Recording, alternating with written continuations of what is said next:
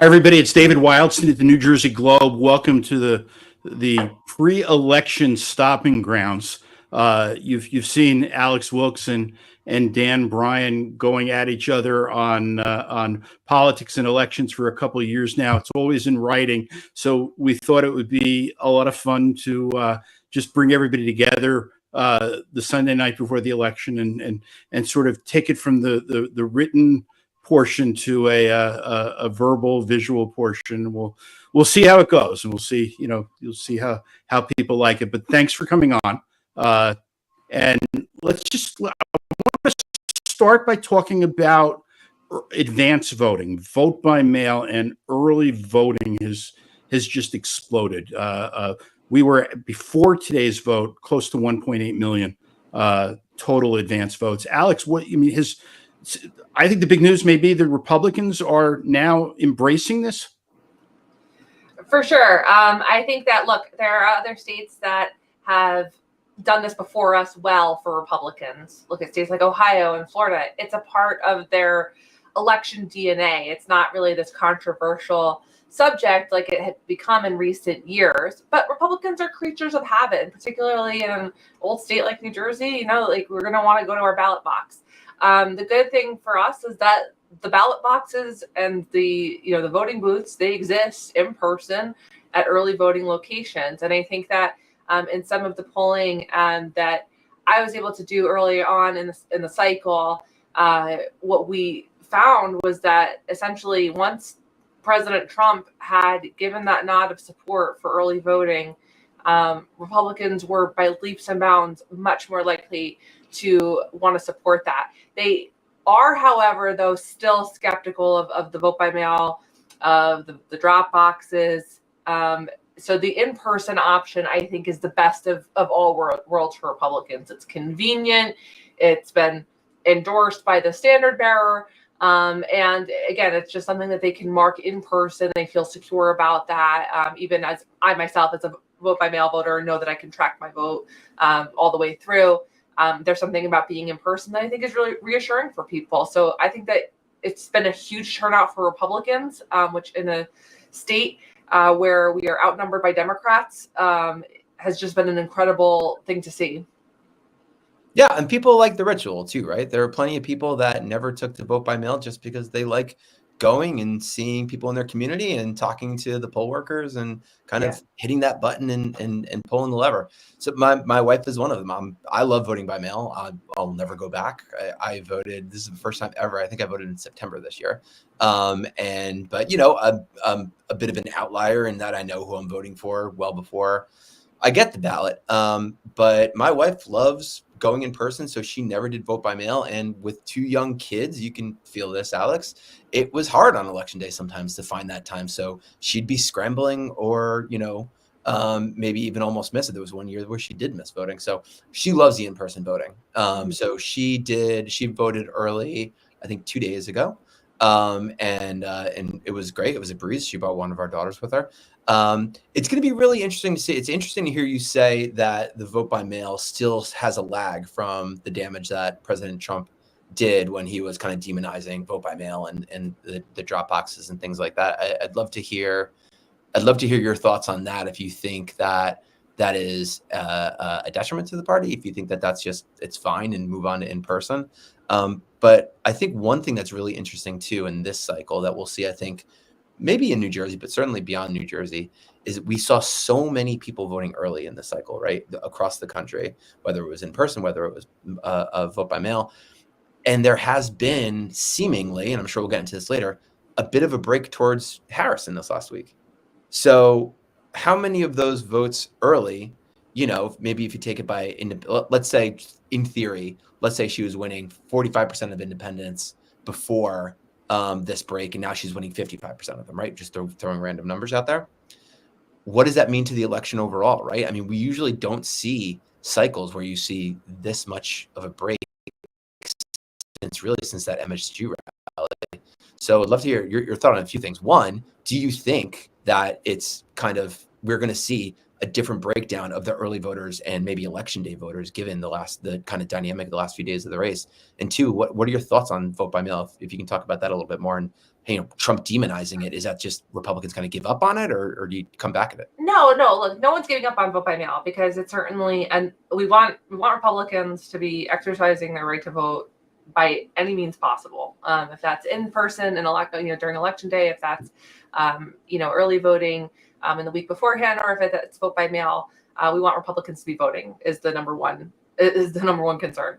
I think, though, from the perspective of the vote by mail, one, it is a costlier chase, and you know this, Dan, right? Like, it's much easier to persuade somebody to go out and to vote early at a polling location that you can list for them, that's like, countywide, maybe just a couple streets away from their house or their usual polling location, than it is to go, pay canvassers to go to somebody's house. Like, if you can even get past the barrier with Republicans about, like, who is this person? How do they have my voting information? How do they know who I am? Right. Yep.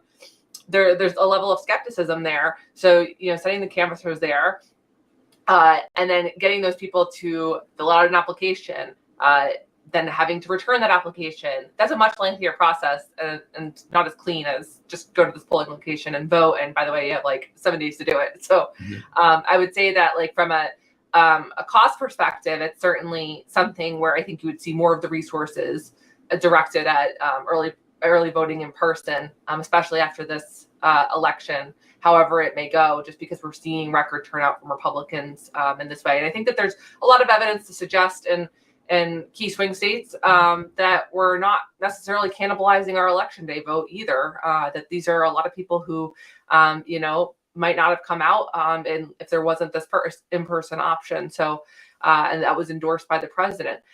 Look, like you said, people are creatures of habit in terms of voting. And I think that, look, there were states led by Republican governors like Jeb Bush, John Kasich, like in Ohio, who, reformed the way that Republicans thought about voting earlier on in a way that was much less controversial, especially following the debacle in 2000, which I know for Dan and I was like a formative moment of our childhood.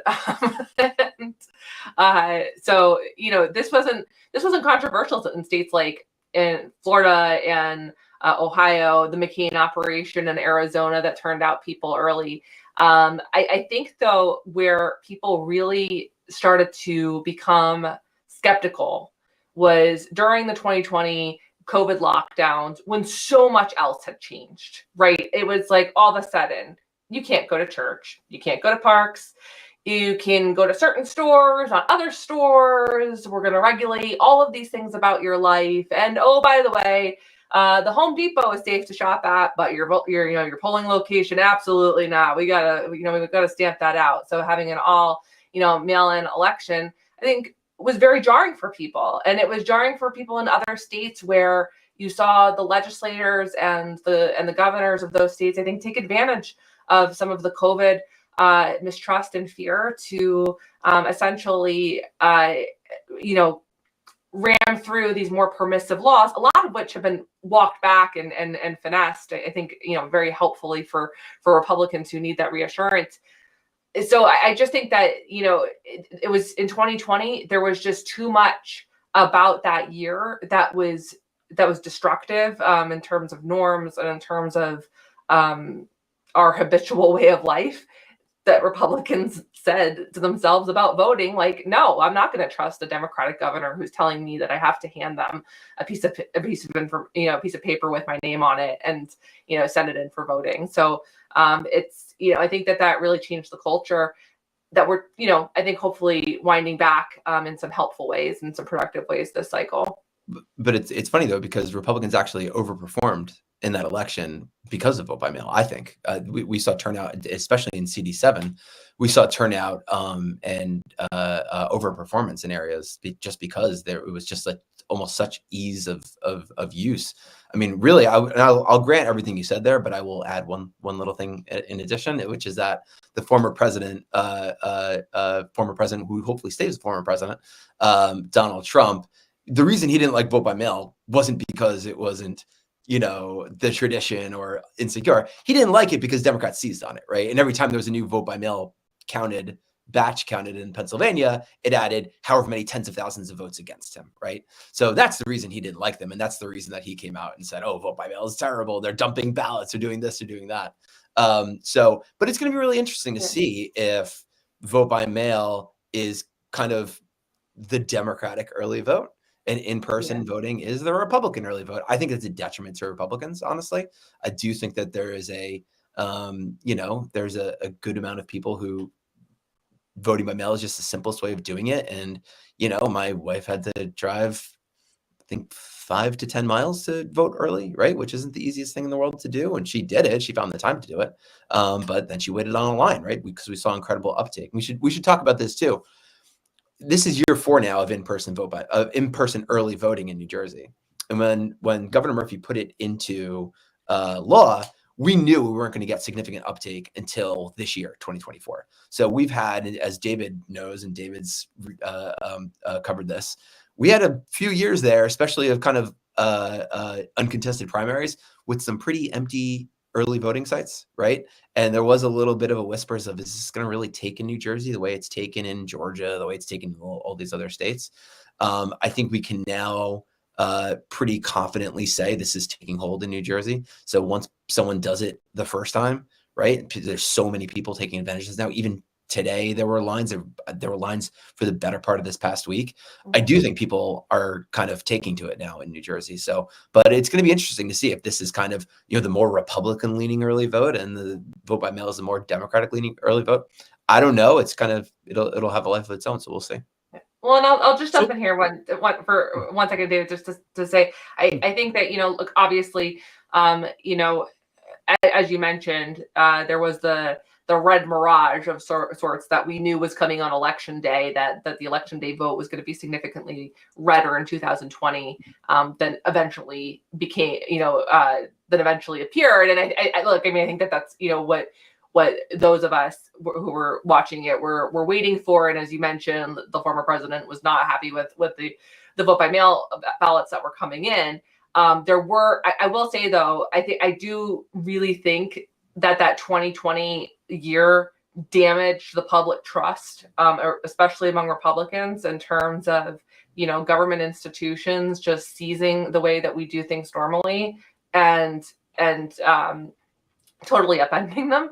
And so I think that, look, I don't think you can ascribe it all to some post-election, frustration from the president about votes in Pennsylvania, when you really had people who were just legitimately fed up at that point in the year with how things were being done, and not so much maybe using the opportunity because it was the only one available to them to vote by mail. But in terms of expressing distrust overall to pollsters and to other people, I really do ascribe that to just the general mistrust that was there. So I do agree. I think it's going to make for a very interesting reconfiguration of how resources are allocated in our state. There's just so much about this year in terms of the early voting, bonanza that we're seeing, the line going away, that we're, I think that there's going to just be such a huge shift, a huge cultural shift in New Jersey. The one thing I will say though is that, it's because early voting seems to be taking off, we really should be affording counties, more resources and in turn more oversight of some of these county governments to better administer some of these elections. I don't think John Hogan needs to send out a big glossy calendar. I think that we can use some of that money for extra polling machines. So my husband doesn't have to wait. Alex is going for more government, David. We're there. We already got Alex there. Only 15 minutes in. As long as it's audited. Yeah. So let me just ask one quick follow-up, and then we'll go on to some of the races. Because we're all from New Jersey, and in New Jersey, in presidential years, we all care about the same thing, which is the gubernatorial year.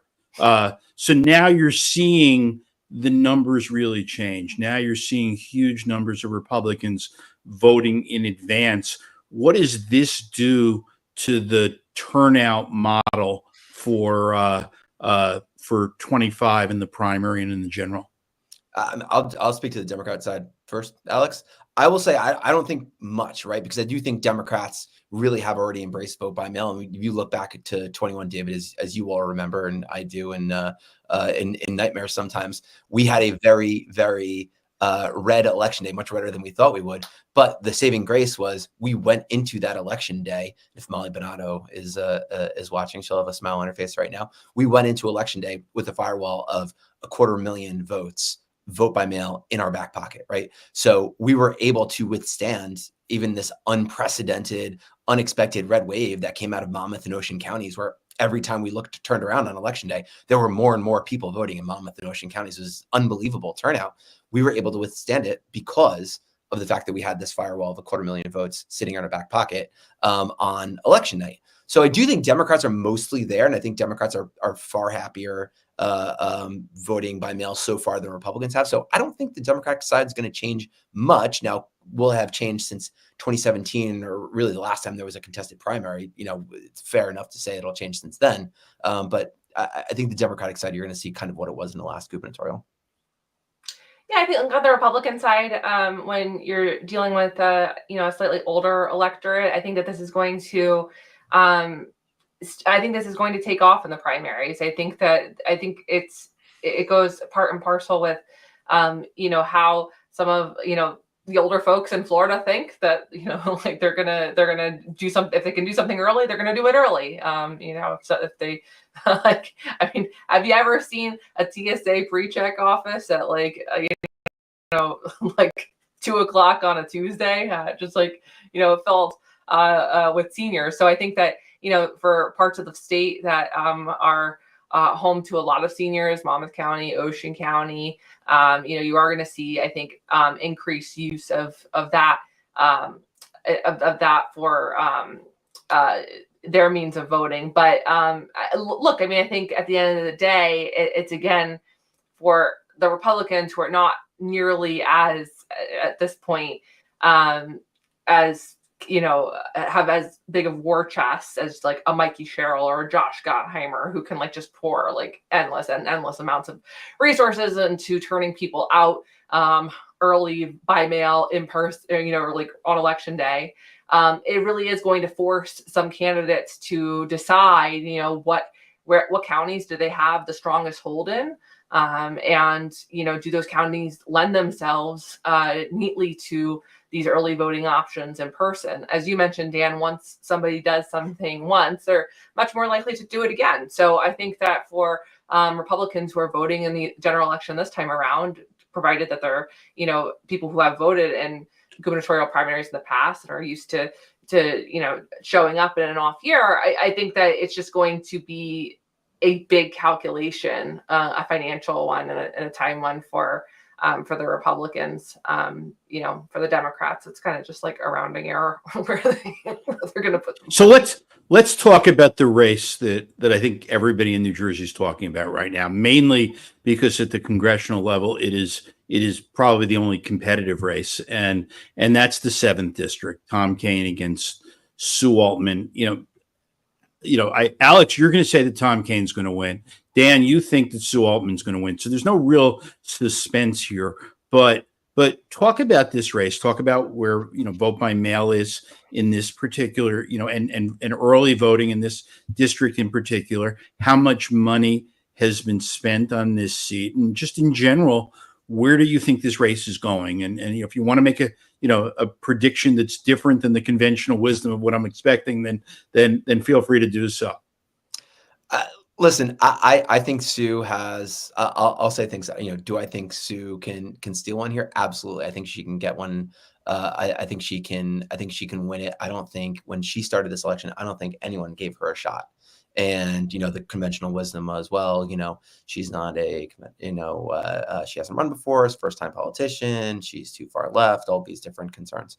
I think what she's proven is that running an aggressive, engaging campaign with a young, energetic, exciting candidate is so much more important. Now, listen, I worked with the DCCC last cycle, And are they calling Sue Altman a far left extremist? Sure, they are calling every Democrat in America a far left extremist. If you took any money from the NEA, they say you take money from someone who supported defund the police. That's their stock citation to that in every mailer across the country. So, we saw this in 22, right? They're going to call there isn't a Democrat running in America today that the Congressional Leadership Fund hasn't called a far left extremist, right? So it has kind of become white noise. So now what do voters look at? They look at she's got credentials in the state. She's got credentials fighting for things. And as she puts in her ads, standing up to both parties, right? Standing up to Republicans and Democrats when she feels like it's important. She has run an aggressive campaign. She has run a really good and disciplined campaign. She wants it. And you do kind of get the sense of whether or not a candidate's going through the motions or if they really want it. And I'll say on the other side, I don't think Tom Kane's run a great race. I think he's running a reluctant race. I think they all thought, I shouldn't say him personally, I don't know him, but his team very much feels like they didn't think they were going to be running a competitive race. I think they are frustrated that the race is this close. And you get the sense that they are doing this in a very disdaining way. I can't believe we have to run against this campaign against this person and put all this money and spend all this money. So, he certainly had the big money advantage early on. Sue was finally able to convince a national organization to come in. HMP came in and put $4 million in the race, which is massive. So she's able to communicate her message down the stretch here. Anyone who is within earshot of the New York media market knows that Tom Kane's communicating his message too, right? Watching college football yesterday, it was Tom Kane, Sue Altman, Tom Kane, Sue Altman. So listen, I will say this is going to sound like such a cop-out, but I really do mean it. I think no matter what happens on Tuesday, Sue is a huge winner. She has run so far ahead of where people gave her credit for. That doesn't mean that she doesn't want to win. That doesn't mean that I don't want her to win. I think she's got a shot at winning, and I think she can if everyone in CD7 comes out. And let's also say this, like the one thing we really haven't spoken about yet is polling yet. And the polling that we're starting to see, I literally just before we came on, I saw that someone revised their poll of Michigan that came out last week. I'll pull it up in a second, but they just came out and revised their sample and said, no, it's actually not Donald Trump +1. It's Harris +2. I undersampled this or that. We just have no idea right now. We have no idea. Seltzer came out with it, Harris +3 in Iowa. Now she could be laughed out of the business on Wednesday. That's certainly possible, but it's also possible that you see independent women, especially, and maybe even conservative leaning independents voting blue this cycle because of the Republican Party's extremism on abortion, because of the Dobbs decision, and because of all these abortion restrictions that they're putting in place throughout the country. So listen, much like every other election, or the big election that matters right now in all the swing states, no one's going to know. No one knows going into Tuesday. Can Sue win? Yes. And I think if I told you a year and a half ago that we were going to be sitting here on the Sunday night before election night in a tight as a drum race saying Sue Altman can win on Tuesday, you would have said I was crazy. So she has already far and away exceeded expectations. She's run a fantastic race.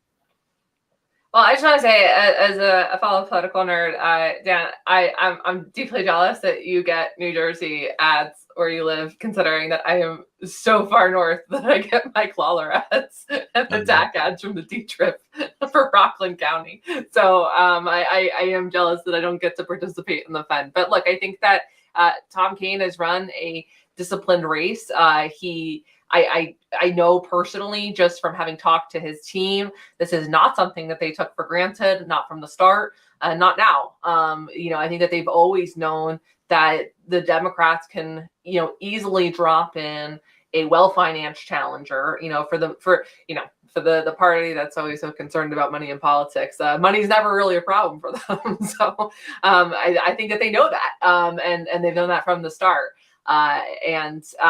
Look, I think that, especially in a year like this, where you have the top of the ticket really dominating the conversation, bringing out people who normally wouldn't come out on both sides. But in a Republican leaning district, that's going to matter. That's going to matter for those voters who sat home in 22, but are going to come out in 24 to support President Trump and are going to, go right down the ballot. I think, look, to her credit, I do think that Sue Altman has brought energy to the race. I think she has been able to carefully position herself before national Democrats as a candidate that can win. Like I said that in our column from 2 weeks ago, that I really think her debate performance was like a single audience of one, which was the Democrats in Washington, not really the voters of the 7th district. I think that the issue though with Sue Altman is that she look. I agree with Dan. Some of the ads get cookie cutter when it comes to like far left extremists. Like I think I have seen the same ad about abortion about like 5 different Republicans, but it's like they just drag and drop like the name and the face in there, and it's like, like put it together into an ad and throw it up there. Although I'm sure the ad maker still probably charge separately for that. But what I would say is that with someone like Sue Altman, you actually have like visual evidence of the fact that this woman isn't just like, some like mom that appeared and like decided to run for Congress and kind of has like this like nice story. Like, she was a deeply rooted activist with the Working Families Party, has tweets on record that showcase, her support for defund the police, which like might have just been one of the worst Democratic cell phones in the history of politics, and coming from a party that has plenty of our own cell phones, I fully acknowledge that. But I mean, just like objectively speaking, that has to be just like one of the dumbest things that was ever said in politics, considering the fact that people want to live in safe communities and don't want to see police officers attacked for getting out there and doing their jobs every day. So look, I think that like she has more of a visual representation that can be used.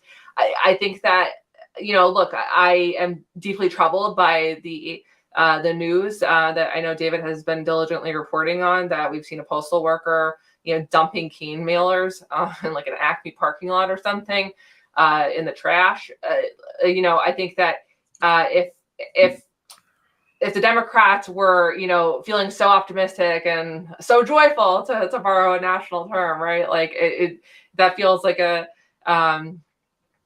that feels like something you wouldn't do. Not saying that it was directed by the campaign, but that campaign supporters wouldn't necessarily do if they were feeling all that optimistic about it. But like, look, I think that it's optimistic to me that Tom Kean is leading in the early vote.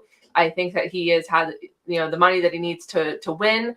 And I think that at the end of the day, I think that, the support for President Trump, which, who remains popular in the district, who has stated over and over again that he does not support a national abortion ban, that he does support in vitro fertilization and efforts to assist in that, using even taxpayer dollars in some cases. There's, I think that she's, tried to run that single issue campaign. She succeeded in finally getting the Democrats to pay attention to her. But I mean, we were already a couple weeks into voting at that point. And so it'll be interesting to see if that 4 million from House Majority PAC could actually cut through the noise at this point in the cycle, when, like you said, every ad is essentially an ad, for politics that people are just increasingly tuning out.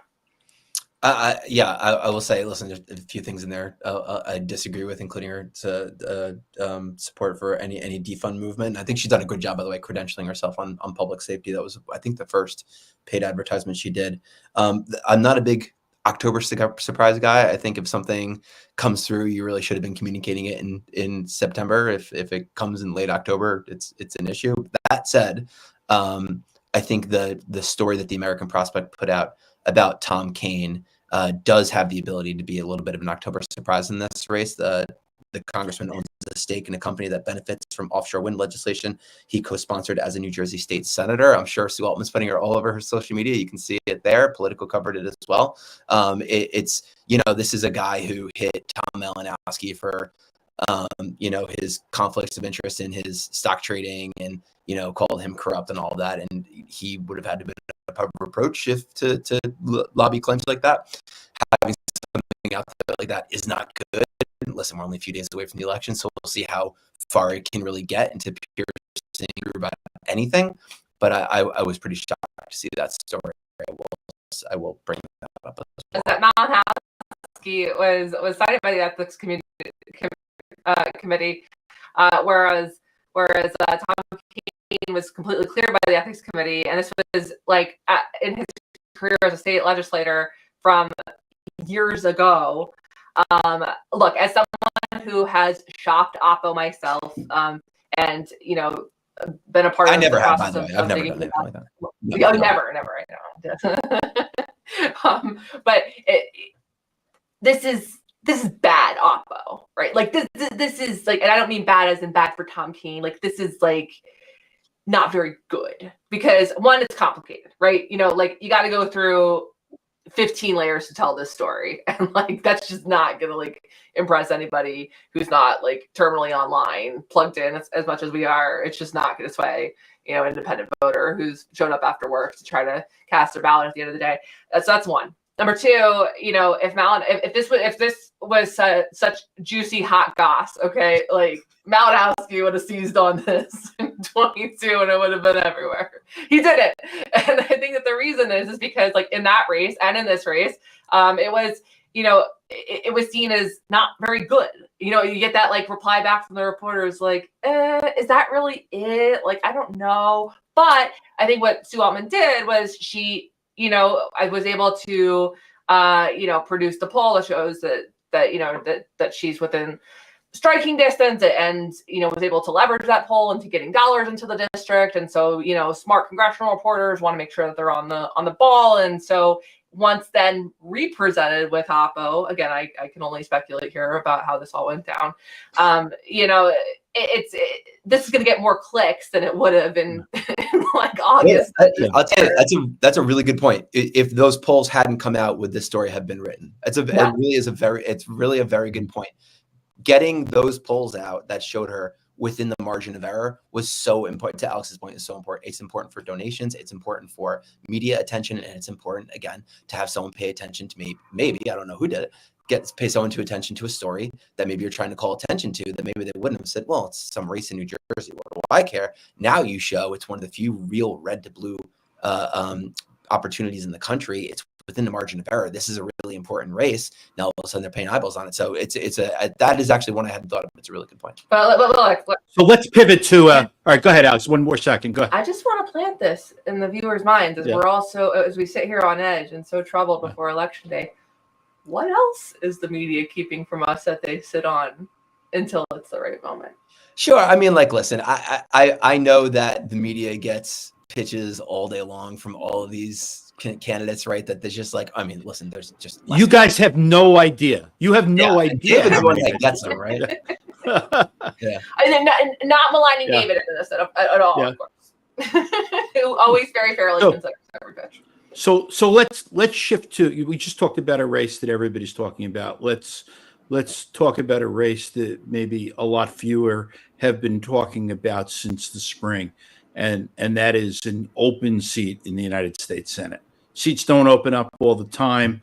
Don't let George Hillman hear you say that, by the way. Yeah. Well, he's about to open up, I guess, but it's a successful run and no gold in his closet. So I guess it's a job well done. But so this race between Curtis Bashaw, Andy Kim, Republicans haven't won. Everybody's heard me say this a million times by now. Haven't won a U.S. Senate race in New Jersey since 1972. Since then, 48 other states, every state but Hawaii, have elected a Republican to the U.S. Senate. Alex, is any surprises, or is this just going to go in the direction that Jersey always goes in these federal statewide races? Well, so I'm at the point of, I think I'm at the point of nobody knows anything, right? Because like, as Dan can attest to, if we're doom scrolling on X, like for just like hours and hours at a time, like you can hear a personal anecdote that makes you feel good. You can read a tweet that makes you feel bad. Like it's just like at a certain point, you just have to put your phone down. So I don't, but what I would say is that on the flip side of that, of it feeling kind of like nerve-wracking and gut-wrenching, nobody really does know what will happen. And I think that there will be surprises on election night, not just here in New Jersey, but around the country. And look, if there was going to be a surprise that would be pulled off, okay, I think you would have to have a candidate with a unique bio, an outsider, someone with unique credentials, and who's pro-choice, and that's Curtis. Curtis would be the first openly gay senator. He is a business owner from Cape May that's created thousands of jobs. He's a pillar of the community. He's spent his life signing the front of paychecks, not the back of them. Andy Kim's never created anything in his life. Like, he's spent his life, riding on the government dole at this point. Our taxpayer dollars, something he calls service, apparently. I think that there are some actual veterans who would like to quibble with that. But look, I think that if you are Curtis, if you are a candidate like Curtis, that has all the makings for a surprise, especially in an election where we are seeing record turnout from Republicans in early voting. We don't yet know what the election day turnout will be, but we do know that quite a few Republicans actually do still like to vote on election day. And we know that, Andy Kim just has this lackluster record. It's not really that impressive. Nobody really nobody really thinks that much about him. He doesn't have that much of a success record in Congress. He's just a government bureaucrat who graduated to congressman and is now trying to become a senator for the next 45 years of his life until, I don't know, maybe he tries to hand it down to his sons, as goes the way in New Jersey. But like I said, I think that anything is possible, and I think that it's especially true if you have a candidate like Curtis with his credentials, rather than just sort of the generic Republican candidate who might not fare better. Yeah, listen, I'll stay pretty consistent here. I've said this since the day that Andy Kim stood up the Democratic nomination. I thought that this was going to be a pretty boring general election from that day forward, whether or not Bob and Menendez were on the ballot. I really didn't think this was going to be a competitive election then. There were a few polls out that I will say were pretty iffy that we saw a few months ago, showing, oh no, the Republicans either leading or they're in charge. I'm actually a big fan personally of Curtis Bushaw. I think he's a really good person. He's been an incredible businessman down in Cape May County. But that said, New Jersey hasn't elected a Republican on the federal level in 50 years. We're not going to do it anytime soon. Bob Menendez, fresh off of a court battle back in 2018 against a very good candidate, a well-funded candidate who put tens of millions of dollars into the race, won, I think, by 14 points, right? I think that's probably the Democrats' floor for the near future. So I never really thought this was going to be a close race. I think Andy Kim is going to win by 15 plus points. I think he would have won by 15 plus points if Bob Menendez were in the race. If as a spoiler, if Joe Biden were at the top of the ticket, it's just the dynamics of politics in New Jersey these days. We're going to be electing the Democratic nominee. And so it isn't quite as long ago, but it's still 36 years ago that New Jersey last gave its electoral votes to a Republican presidential candidate. We've seen a couple polls here, and as we said in our own analysis show last week with Joey Fox and Micah Rasmussen and Ryan Dubicki, what we've seen New Jersey become for both parties is an export state this year. Both of your parties are sending people to Pennsylvania, because they deem New Jersey to be over.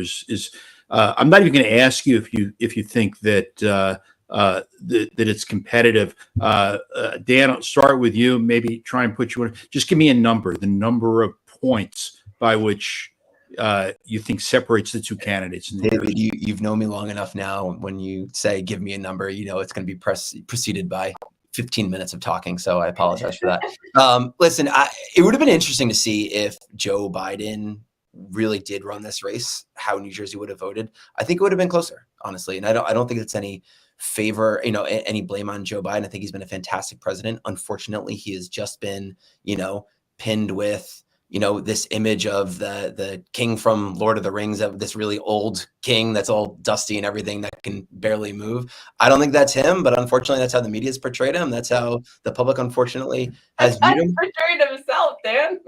Listen, I think he's been an incredible president. I think history will only be kind to him. It is a shame that he's not. I wish he were 10 years younger. I wish he was running for another term. Put that aside. It really would have been interesting to see if he ran that race, if he stuck in the race, where it would have been. High single digits was in the realm of possibility, I think, given the way that the polls were looking and how former President Trump was doing in the polls. Given the current dynamic that we have,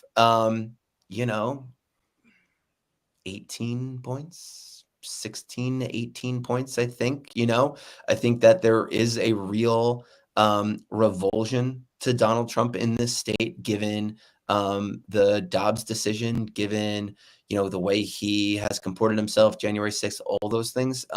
He has been persistently popular in other states. Haven't quite seen it here. So, listen, we all like to think that we're like these special creatures here in New Jersey, and we exist in a different plane as the rest of the world. We saw it in 21, 22, and all these other cycles, that as the national kind of ebb goes, we go. So, 21 was a tough cycle for Democrats across the state. It was a tough cycle here. 22 was a really good cycle for Democrats across the country. It was a really good cycle here for Democrats. So, if what happens on Tuesday, what we think is going to happen on Tuesday does happen, and you see this kind of unbelievable gender gap and women coming out in historic numbers at historic margins for Kamala Harris, then yeah, I think she could win by 16 to 18. I certainly don't see it getting close to single digits in New Jersey. I think it's well past that. But if what we're seeing for some of these recent polls, including the Seltzer poll, and a few others in the Midwest, is true, and if we are seeing something happening here, then she's got a chance to get close to 20. I'm gonna paint a rosier picture here, where I think that it is possible, given historic interest in this election. Just an unbelievable series of events where we had, President Trump clear a very talented Republican field very early. You had Joe Biden absolutely collapse before the nation at the debate in June. You had President Trump nearly be assassinated twice for all the world to see. You had Kamala Harris not elected but installed as the Democratic nominee through a very, very sketchy switcheroo that occurred. I do think that there is a high level of interest in President Trump. I do think that could lend itself to a lot of people here in New Jersey who may not have voted before for him, may not have ever voted at all, coming out and just saying that they're fed up. They're fed up with being, fed the same bill of lies from Washington, particularly from a candidate who herself has not even made the argument about why you should vote for her, how she's going to make your life better. Her only response to people's concerns about inflation and putting food on their table was price controls. It's just incredibly unnerving for someone like me. John Fetterman on the Joe Rogan podcast said the quiet part out loud the other day, where he kind of persistently questioned him on, like, okay, so you're bringing in all of these illegal immigrants into the country, you're just like allowing them to cross the border, right? Like, you're allowing that. Yep. And that is ultimately to put them into swing states and to grant amnesty and to kind of pad your voter rolls. And after pressing him over several rounds of questioning, we got the right answer. We got the answer that we know is true. And the bottom line is that Kamala Harris is border czar, even though the media has just engaged in the most ridiculous revision of all time on that front, was supposedly in charge of this thing, leaves it completely unattended. She and Joe Biden both. We've seen the number of criminals, the amount of drugs that we've seen come into the country. It has turned every state, including New Jersey, into a border state. That's not, an exaggeration at all to say that. Everyone is feeling the effects of this. And so I think that when you pair the economy, when you pair these key issues like immigration that people are very concerned about and Democrats have not given a sufficient answer on, there are a lot of people who are interested in Donald Trump. There are new people who are interested in Donald Trump. I spoke about the Joe Rogan podcast. The Trump campaign went in hard. We'll see how, what kind of fruit that it bared, but basically, or that it bore, but we'll see, how that fared.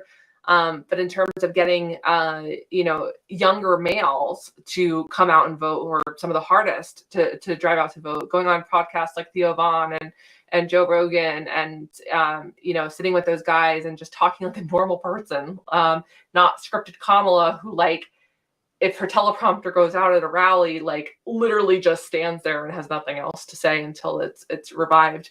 So I think that, my prediction, I think that we could see anywhere from a high single digit to a 10 to 12 point gap, which for New Jersey and the down ballot races would just be an incredible boon to the party, and something that, we should really put our thought and energy into capitalizing on for next year, regardless of who the gubernatorial nominee is. I do think, to build on one thing you said, David, I'm sorry. Actually, David, you and I talk about a lot, which is a new way of getting your candidates out there. The Trump campaign's done a really good job. I will say the Harris campaign's done a really good job as well. They've had a much tighter time frame, right? They're essentially running a 90-day race. The Trump campaign has had the former president on podcasts all over the place, kind of these non-traditional outlets, Joe Rogan. I did see that clip with John Fetterman, by the way. The idea that Democrats are running this long 10, 12-year con, bringing in illegal immigrants, then getting them amnesty in swing states so they can boost their votes.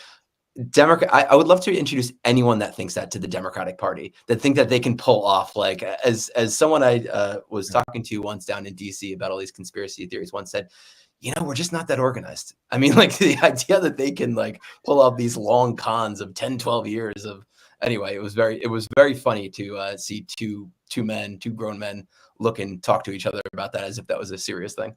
But listen, that I do think the way that they're rolling him out was very smart, but Kamala Harris has done that too. She's done a whole lot of non-traditional communication in media. And she's done a little bit of the traditional kind of beltway press just to kind of shut them up, I think. I'm not sure she succeeded in shutting them up, but she did do them, and she did do it very competently. But it seemed like she did just enough to shut them up, and then went on and did all this kind of non-traditional stuff where you really do get people tuning in when they're not watching, Fox Business or whatever it is, like all these different channels that they, want the candidates to do these interviews on. They're listening to their podcasts. They're watching the shows they like to watch, the podcasts they like to like. So getting them out there in non-traditional ways, getting Tim Walz at all these football games and on sports podcasts, I think it's really smart. The Trump campaign did it, I would say, slightly first because they were there first. But the Harris campaiin has done a really good job with it.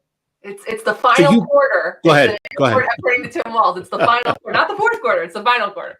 That was a bad speechwriter right there. That's all that is.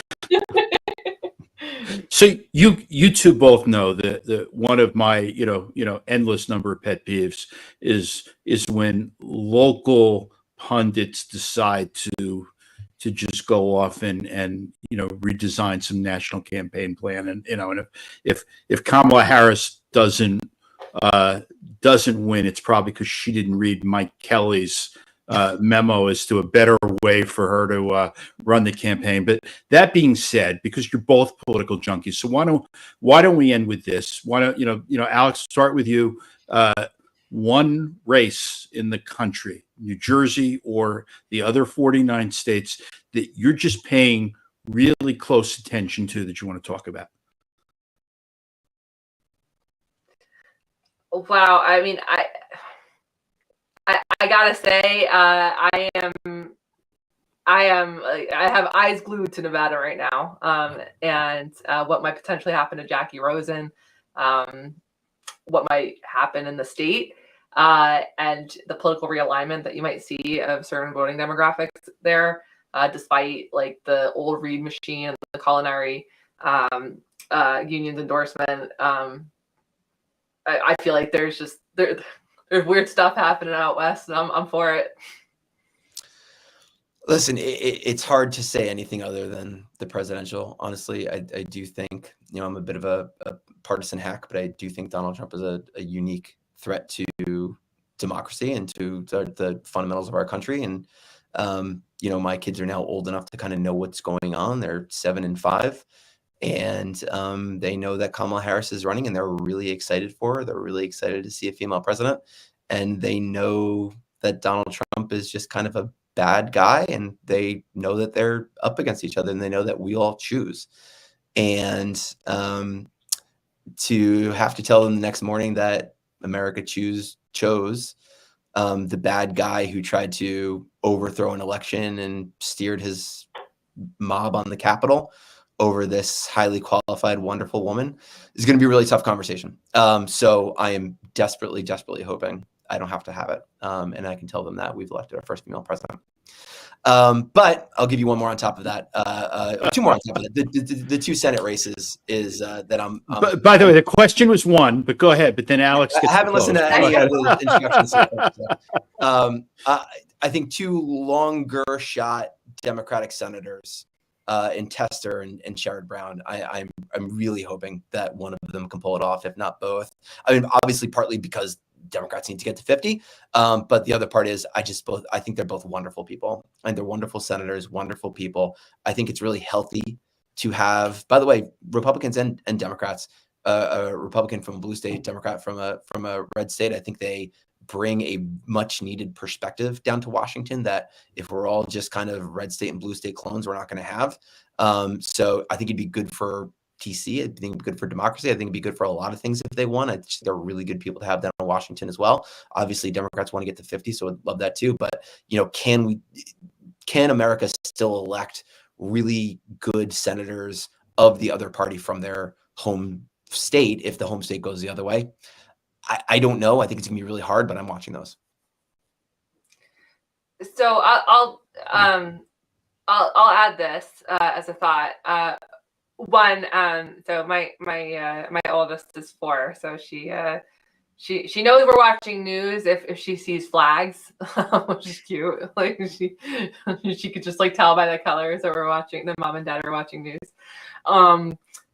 She also, I could proudly say, and I'm not sure that I got this right at her age, but when she delivers the Pledge of Allegiance, indivisible is like crisp, like she's got it, man, and like it's great.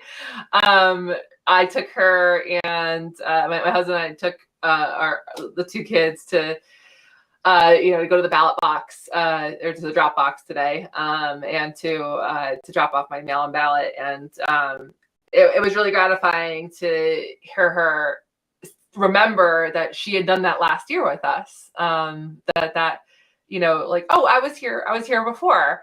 Of course, then she because her brother is 17 months old, she wanted to make sure that they each had an equal hand in pushing the ballot into the drop box. It like could not have any kind of like pressure from dad and brother, like she had to be in control of it. So like watch out for this girl. But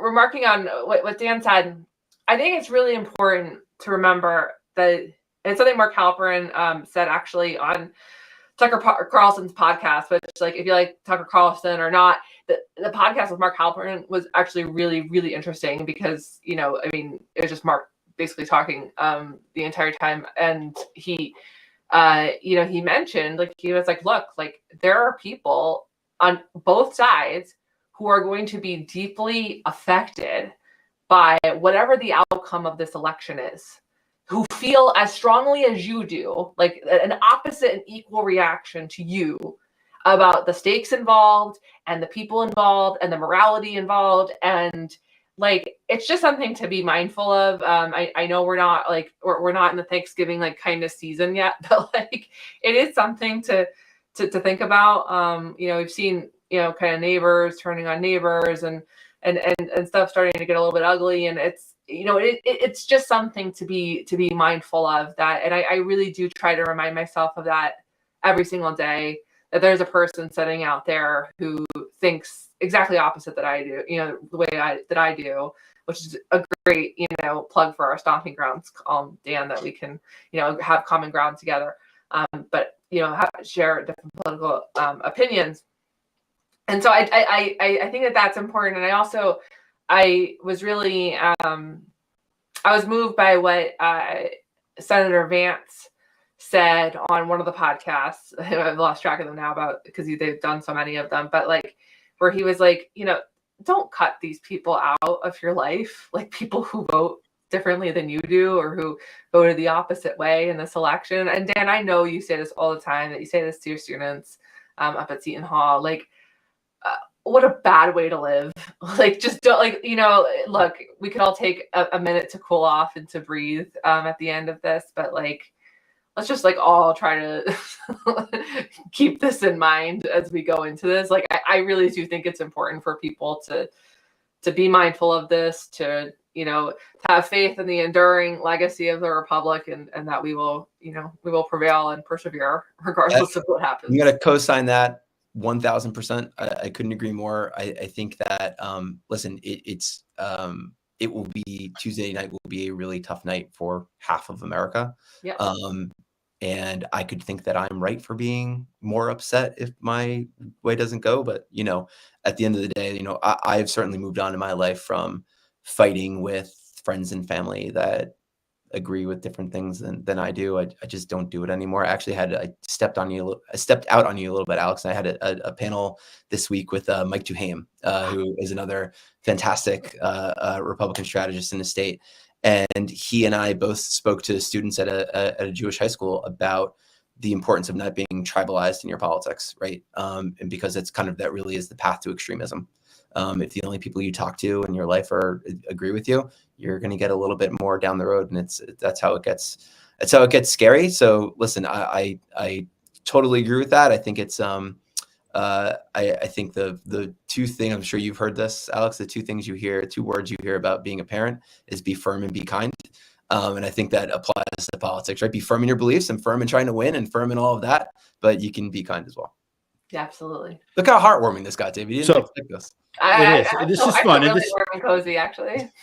Well, look, I know you both well, and you don't agree with each other very often, but you're civil, and that really works. And I hope people who haven't been regular Stomping Ground readers after seeing this and getting to listen to the interaction are going to become that. And look, we don't know completely what the future holds come February 1 with media in New Jersey. It may just be you two guys left to argue it out from both sides. So I appreciate you always wanting to do it. Thanks, Dan, Bryan, Alex Wilkes. Thanks for coming on tonight.